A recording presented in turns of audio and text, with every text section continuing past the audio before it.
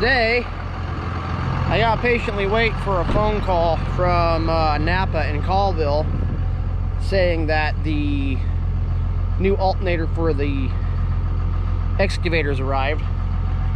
So about that, I'm not blaming NewTek, not NewTek's fault, and everybody's probably going, well, why the hell isn't NewTek fixing this thing for you? Blah blah blah. Don't worry about it, guys. They got me the excavator. That's all I'm caring. That's all I care about. So the battery light was on. We kind of figured it was either the alternator or the batteries. Well, check the alternator. Alternator wasn't putting out. Put a new alternator on it. Now this is the story behind the new alternator. I went in, since I was at NewTek, was just like, hey, can you guys find me an alternator, or do I need to go look somewhere else? So they got to looking, and we got a little bit on the like what the heck side, because all the numbers that they were looking up were obsolete. The manual, obsolete.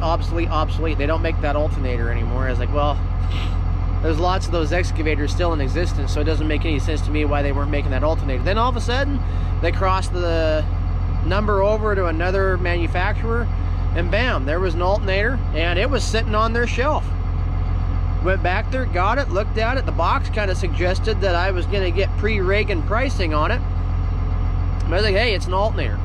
So we threw the alternator on the excavator, and the battery light was still on. So it's like, okay, well, it's got to be something different. Looking at it, we'll get to the part of the story where we probably should have started last. Anyway, so I was like, okay, the alternator, tested a post on the alternator. Alternator's putting out juice, but it's not putting out enough juice. It's only putting out 24.5 volts. 24.5 on a 24 volt system is not enough. You need to be pumping about 26 to 28 volts to make sure everything's up and going and everything like that.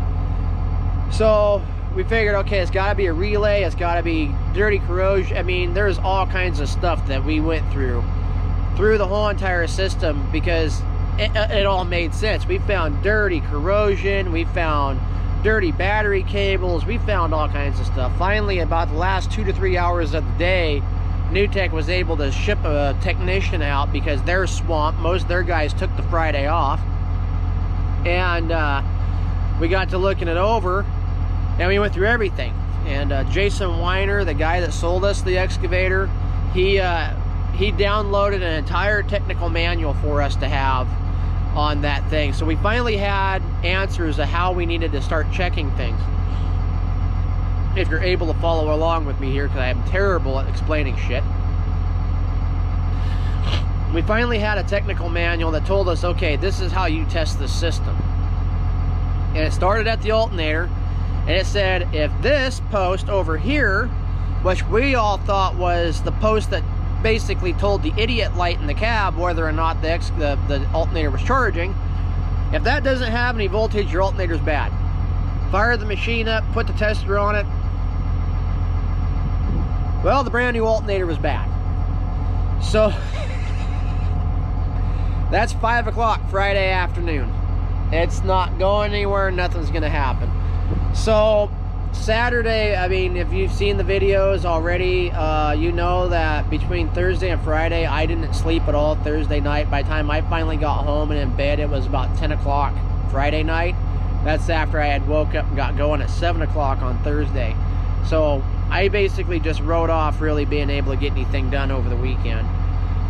And so Saturday, it's like, there's got to be an alternator in this country for it. I just can't believe it. So I was like, well, F it. I'm going to run to Napa. I've usually had pretty good luck with Napa. I ran up to Napa, and I got the part number from the alternator that we'd had. Walked in there, said, hey, this is the standard electric part number for you. You think you guys might be able to dig one up? He piped it in. He goes, yeah, I got one sitting in Spokane right now. Oh, okay.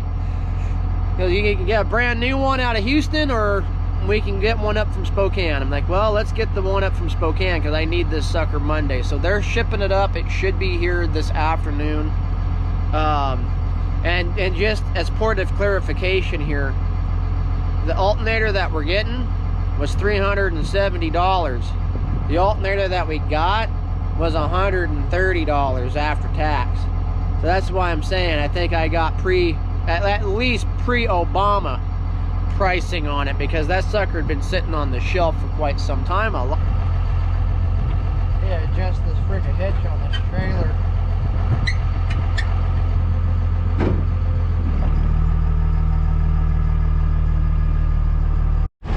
Take the fork off. How are you going to get there? I'm going to take it up there and see if they can fix it. Okay. Yeah. And I got to get in touch with Phil and Jana and see if I can get over there and meet them today or if we meet them sometime this week. What the heck. Yeah. I'm actually going to probably just say, hey, let's postpone the meeting until we know what's going on with the excavator for sure. But I don't want to go saying, hey, yeah. Let's get all these prepayments.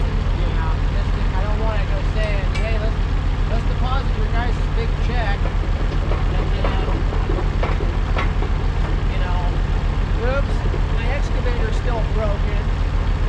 Sorry, we're not going to be able to get the crap done in the time we promised.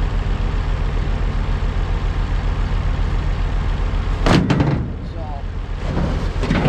I'm probably just going to give Phil a call and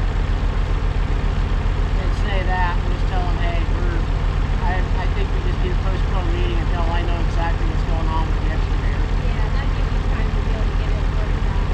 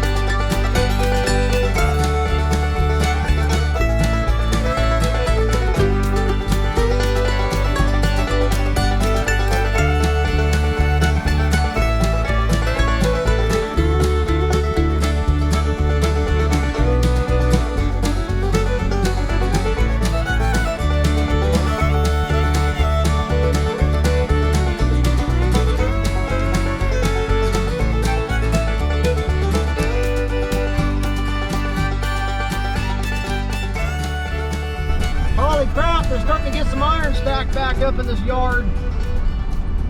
That's a goddamn Christmas miracle. Holy shit, there's my broke down pile of crap.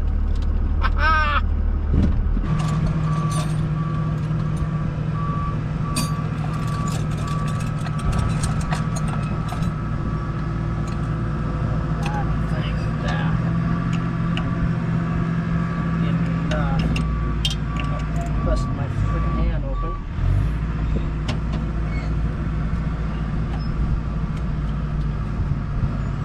Holy cripes, it did.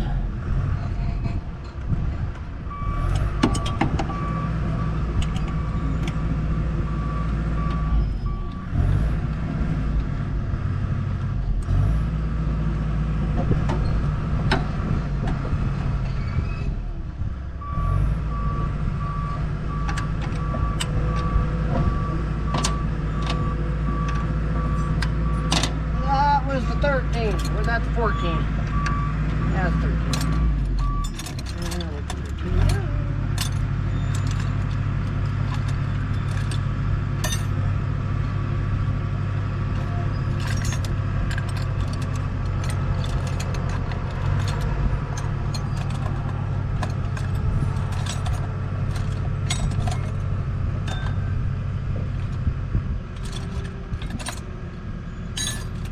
How is it that you can just freshly throw everything in this and now all of a sudden now you can't find anything.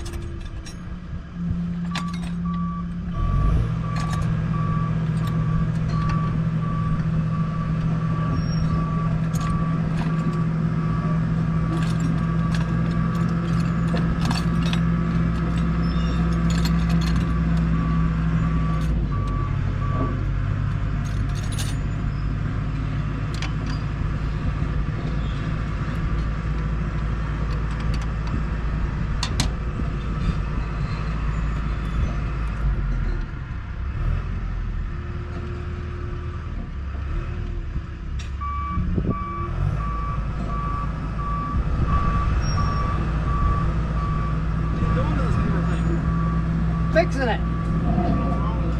That alternator. Friggin' bought an alternator last week. They had sitting on the shelf in there. Yeah. Thought we got a miracle because we didn't have to order it. It was bad in the box. So me and Trevor spent freaking 4 hours digging through the electrical on this thing, trying to find the bad relay, because at that point we thought, well, it's got a brand new alternator on it, it's got to be a relay. No, it was the alternator. So hopefully you'll get to haul it again here pretty soon. Where are you taking it next? You gotta go down to Addy. We'll see. It was supposed to be on a truck Friday night. Whoops. Customer's just ever so slightly upset, but what do you do? Broke down. Yeah, you can't fix that. Oh well, I've already took this thing off enough now that I'm pretty proficient in how it goes on and off. Good. Not always a good thing.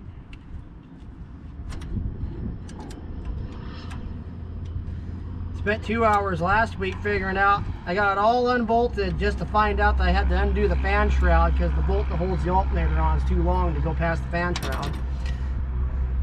So I'm actually in about 15 minutes where I was in an hour and a half last week. You see, that's the complaint I always have about doing my own work on my own vehicles. I don't do it enough to get proficient at it, you know what I'm saying? Yeah. It takes me the same amount of time every time I have to do something. Well, I was just gonna have them do it, but it's like they're so booked out in the shop that, you know, it wouldn't be till the end of next week before they could really even definitely dedicate somebody to it. So I was just like, well, I can just do it myself. It's only swapping an alternator. Little did I know. Then the crappy thing is, this freaking thing jumps so much between metric and standard, it's almost aggravating there. Did you get the new alternator already? Yeah, it's right here. So you put it in? Yeah, I just gotta get everything done up here so I can run in there and ask them to swap the pulley on it for me real quick.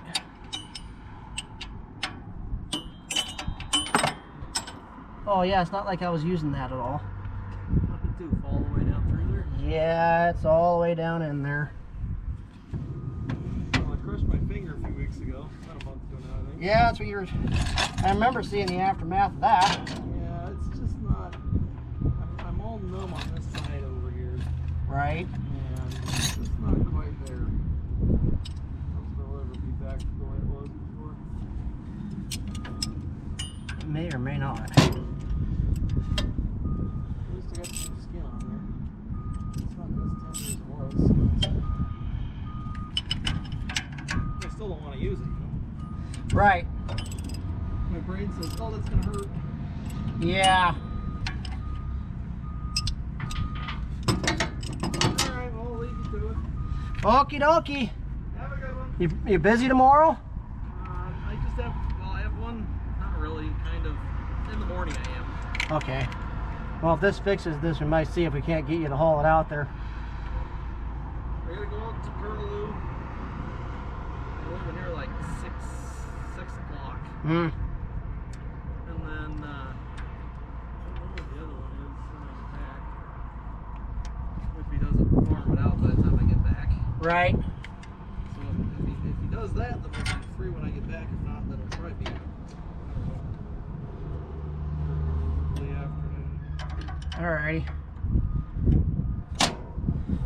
Play her by ear. He's starting to get antsy about this second one I got tomorrow. Oh, who's that? Brian. What is it? That's the 140. Whatever it is. I see a 140. You got the 130. I think it's supposed to come back. Oh. Oh, I think I know who has it. Yeah, I know who has it. Reichert has it. He probably hauled it out himself, I'm guessing. Yep. 'Cause I don't remember taking it anywhere. I can usually trace back through and figure out where I took some. Right. That one I can't.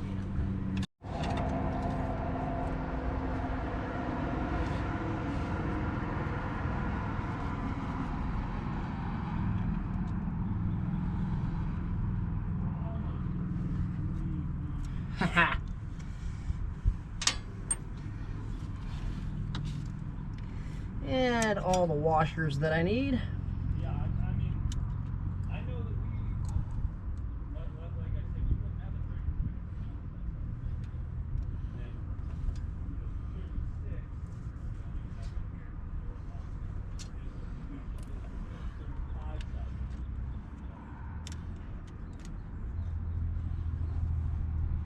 Okay. We're gonna keep that handy dandy little tool right here until we be done.